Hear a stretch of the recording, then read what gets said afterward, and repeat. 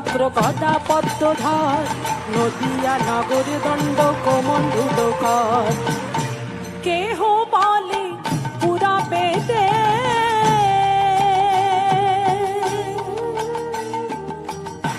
রাবণ বধিলা, গোলকের বৈভব লীলা প্রকাশ করিলা। নিরাধার ভাবে এবে ঘোরায় অবতার, হরে কৃষ্ণ নামে গৌরী করিলেন প্রচার, করিলেন প্রচার, করিলেন প্রচার।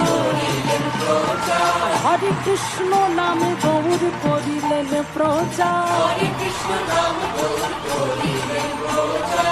হাতে ধরে পায়ে পড়ে করিলেন প্রচার।